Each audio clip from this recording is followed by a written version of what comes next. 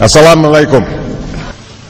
Many other Americans have Muslims in their families or have lived in a Muslim-majority country. I know because I am one of them. But my father came from a Kenyan family that includes generations of Muslims. As a boy, I spent several years in Indonesia and heard the call of the azan at the break of dawn. I have known Islam on 3 continents before coming to the region where it was first revealed. That experience guides my conviction. You are absolutely right that John McCain has not talked about my Muslim faith.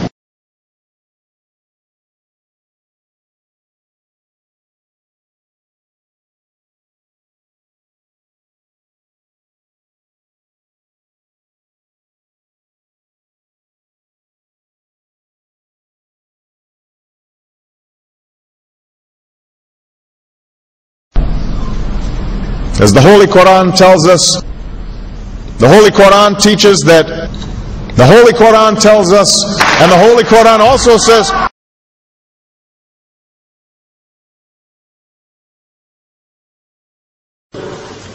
we will convey our deep appreciation for the Islamic faith, which has done so much over the centuries to shape the world. I would like to speak directly to the people and leaders of the Islamic Republic of Iran. Their great and celebrated culture. Over many centuries, your art, your music, literature, and innovation have made the world a better and more beautiful place. We know that you are a great civilization, and your accomplishments have earned the respect of the United States and the world. I also know civilization's debt to Islam. It was Islam at places like Uluzada that carried the light of learning through so many centuries, paving the way for Europe's Renaissance and Enlightenment. It was innovation in Muslim communities that developed the order of algebra, our magnetic compass and tools of navigation, our mastery of pens and printing, our understanding of how disease spreads and how it can be healed. Islamic culture has given us majestic arches and soaring spires, timeless poetry and cherished music, elegant calligraphy, and places of peaceful contemplation. They have fought in our wars, they have served in our government, they have stood for civil rights, they have started businesses, they have taught at our universities, they've excelled in our sports arenas, they've won Nobel Prizes, built our tallest building, and lit the Olympic torch. And when the first Muslim American was recently elected to Congress, he took the oath to defend our Constitution using the same Holy Quran. In ancient times and in our times, Muslim communities have been at the forefront of innovation and education.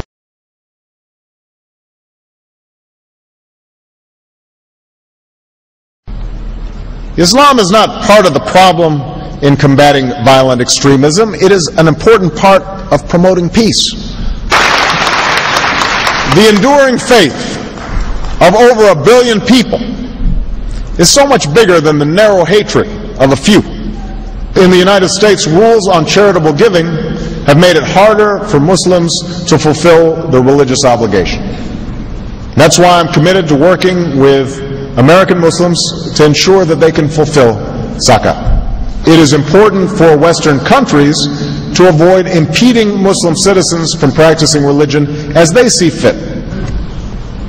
And I consider it part of my responsibility as President of the United States to fight against negative stereotypes of Islam wherever they appear.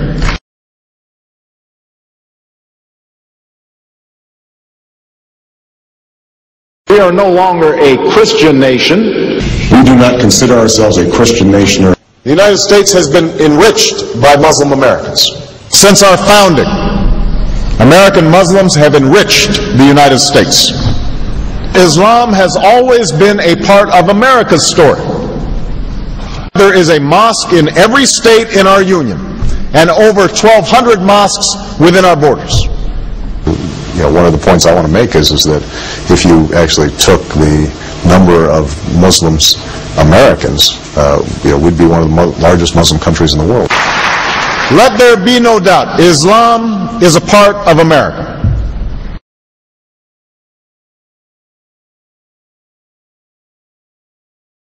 He did bow to the Muslim king, while he did not do it to the British Queen of England. And by bowing, he showed the world that I am subservient. I do bow down to you as a Muslim king, something no other president has done with Saudi Arabia.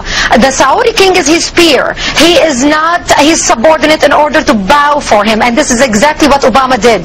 Usually it is out of respect that someone would nod his head when bowing to royalty, and the ladies will give curtsy. But Obama went beyond what is required as a head of state and bowed to the Saudi king, and that's unacceptable. It sent the wrong symbol. When you say it sends the wrong signal, what signal do you think it sends?